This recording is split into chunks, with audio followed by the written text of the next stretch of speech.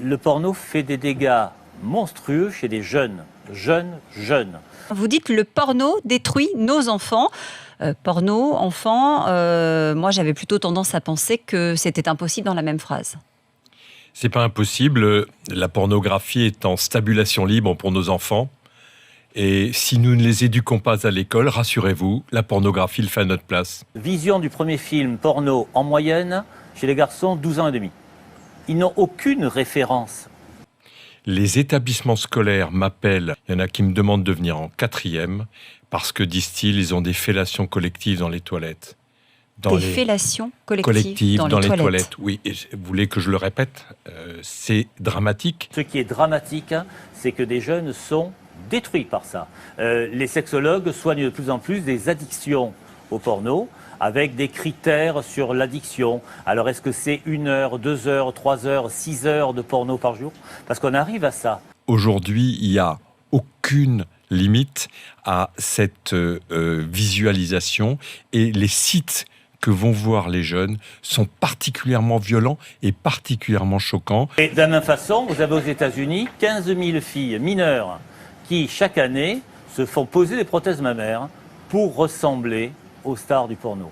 Bon, rien que pour ça, ça mériterait d'être interdit. Bonjour, c'est Nikita Bellucci, j'ai 28 ans, je suis ancienne ardeuse et je vais vous parler du harcèlement que je subis au quotidien dû à mon ancien métier. Est-ce que vous pouvez nous raconter un peu votre parcours ?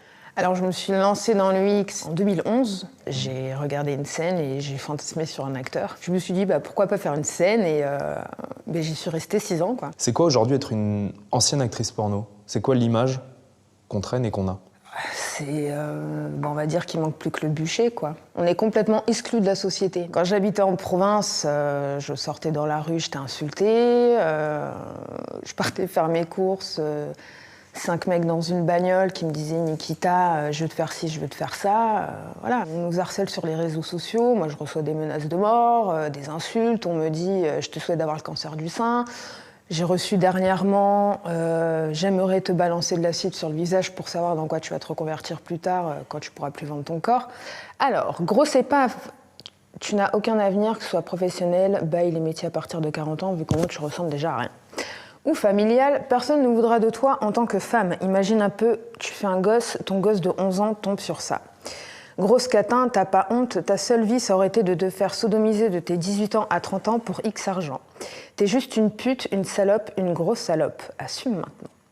À force de se faire traiter de tous les noms, tout le temps, j'ai tellement subi cet harcèlement, tellement d'insultes, tellement de haine, que j'ai décidé de ne pas faire d'enfant. Parce que si demain je fais un enfant dans 10 ans, qu'est-ce qui va se passer? Déjà qu'avec moi, je reçois énormément de haine. Qu'est-ce que ça va être pour mon enfant? C'est super grave, en fait. Là, j'ai des messages d'un gamin de 12 ans. T'es tarpin bonne, j'aimerais te bouffer la chatte. 50% des garçons de 10 ans ont déjà vu un film porno. Il y en a même des plus petits, quoi. Moins que 10 ans? Mais bien sûr. Si on revenait à 2011, quand vous avez commencé votre carrière dans le X, est-ce que vous le referiez? Je le referais et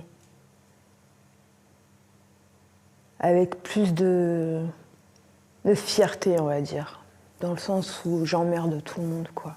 J'ai autant le droit de n'importe qui de vivre comme je l'entends, surtout quand je n'ai rien commis d'illégal.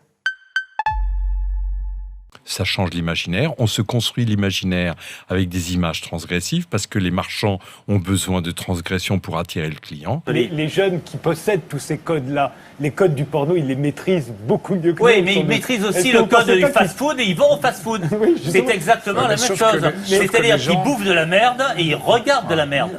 Mais voilà. Est-ce que vous pensez Les garçons disent on veut voir ce que les meufs elles aiment et la pornographie répond. Une meuf qui dit non, en fait ça veut dire oui. Et si on la fait jouir correctement, elle se rendra compte qu'en fait elle aime ça. Donc personnellement, je trouve qu'il y a un gap fantastique entre l'opinion publique, la totalité des parents de France, et ce que nous avons décidé de faire. Il faut arrêter de se mettre les mains devant les yeux et regarder les problèmes, hein, parce que ça, c'est un vrai problème d'éducation. Vous avez raison de le signaler. La violence augmente, j'y vois la main de la pornographie sur les jeunes.